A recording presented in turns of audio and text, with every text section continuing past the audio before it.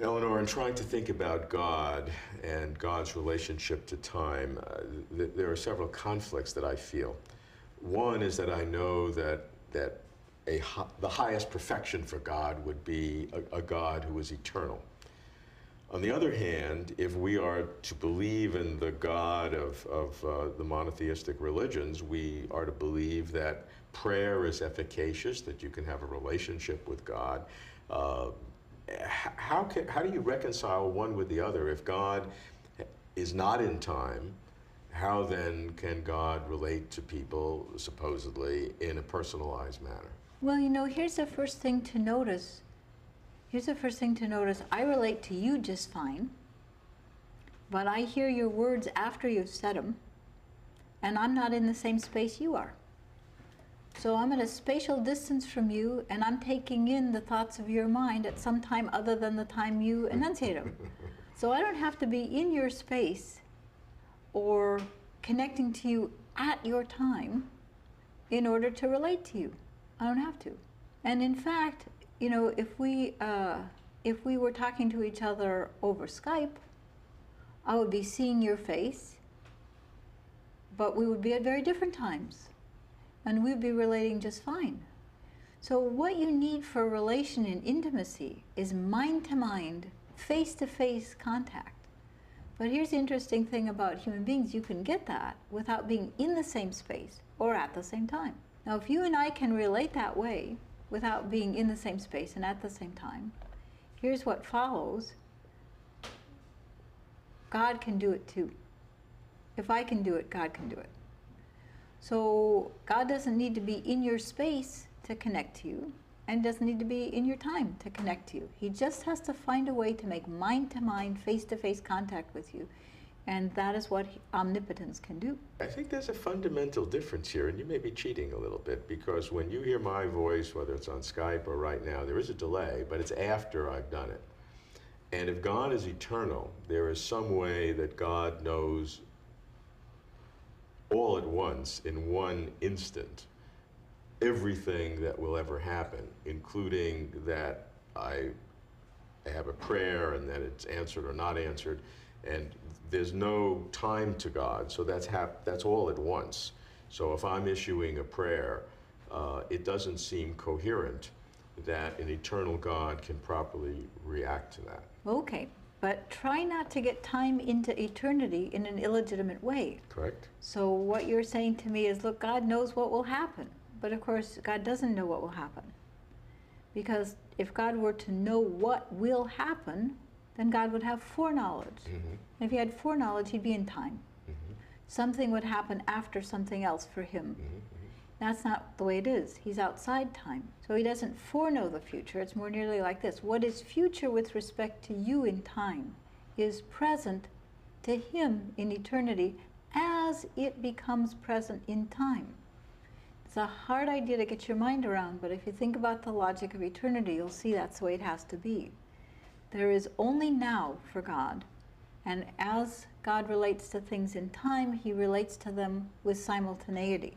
The things in time as they are present are simultaneous with all of God's eternity. That's the way to think about it. You talk about something called ET, simultaneity. How does that relate? In the ordinary course of things, by simultaneous we mean at the same time as. Okay. So ordinarily when we think of the simultaneity relationship, the relata have to both be in time. And that means that we can't use the ordinary meaning of simultaneous when we're talking about a God who's outside time. So we have to specify a different kind of relationship to hold between something outside time and something inside time. And in point of actual fact, it's the physicists who have taught us how to build these funny simultaneity relations, since for the physicists, even simultaneity between things in time has got to be relativized to reference frames. So we simply extend that sort of move that we learned from the physicists and relativize to reference frames, all right. But one of the reference frames in the case of theology is a reference frame which is in eternity. That's the way we do it. So that's why. Some theologians today would claim that to have a God who is eternal is to make of our existence a mockery.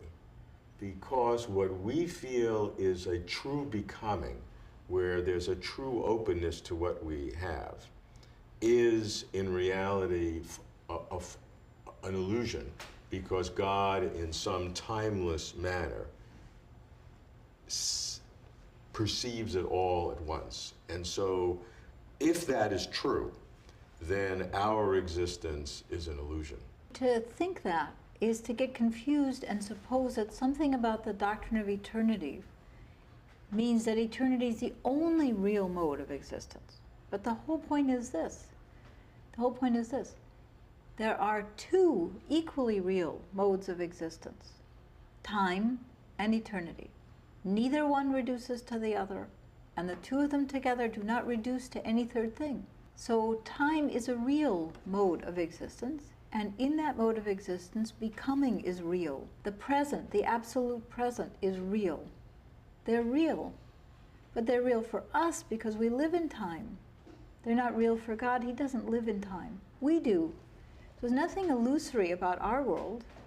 It's just God doesn't live in it. He can relate to it. He can be intimate to it. He can be face-to-face connected with things in it. But it doesn't govern how he himself lives. So if God is eternal, doesn't exist in time, that means there are many things that we do that God cannot do. Can God plan?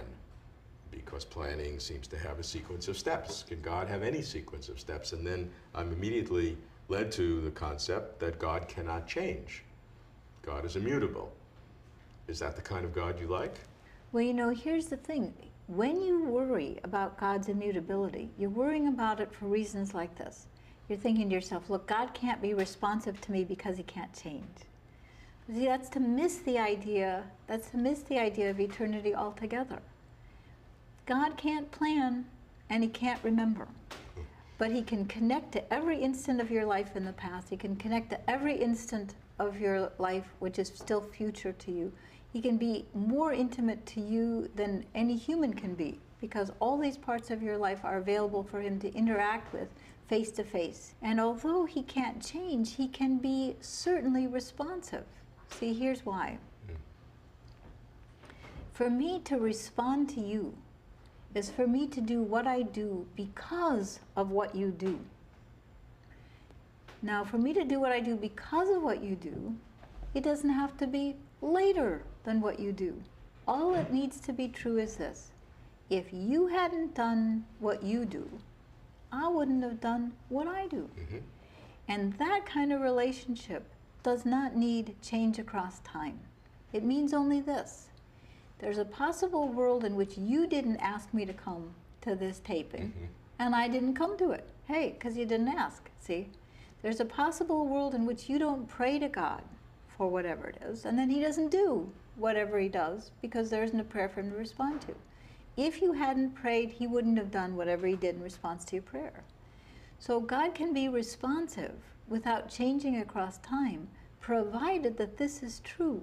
He does what he does because of what you do, and he can do that without change. But it would seem to be that if I have real options to do what I do now, to ask you question A about eternity or to phrase it in terms of everlasting life, and I can phrase the same question either way, that whatever decision I make now will have set God's eternity in a certain way based on my capricious decision now? No, see, you're thinking to yourself, your decision will set something in eternity. Okay, now you've got before and after in God's world again, see? Your decision doesn't come before anything in God's world. You and God are simultaneous in everything you do. See, you're deciding what to say right now doesn't set anything for me. I'm watching you do it. We're doing it together. At one, you might say. Doesn't set anything.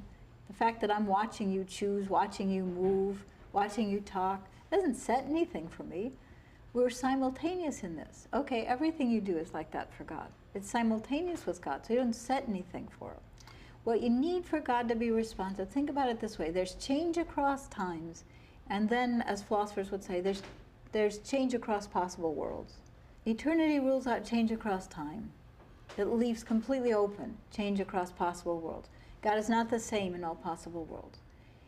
In this world, Hannah prays for a child. God gives her conception of Samuel. In some other possible world, Hannah doesn't pray, and God doesn't give her the conception of Samuel. That's possible. So God gives her the conception of Samuel because she prayed. And what that means is, if she hadn't prayed, he wouldn't have given her the conception of Samuel. All of those things are true, but we don't need God to change for them to be true. It wasn't as if God was thinking to himself, I'm not going to give her conception of Samuel. Oh, no. But of course, oh my goodness, she prayed for Samuel. She prayed for a child. Oh, okay, I'll change my mind. I'll give her conception. You don't need that kind of scenario to have responsiveness, see. Do you find a God who is eternal to be a much bigger God than one who is just everlasting and can and interacts in time with us? I find him to be more intimate because metaphysically greater, more intimate because every instant of your life is available for him to have face-to-face interaction with, and none of it ever falls away for him. Your 2-year-old self, your old man self, your funny adolescent self. Some bad things I've done, I hope God forgets. Yeah, but you know what? He'll forget them only qua bad.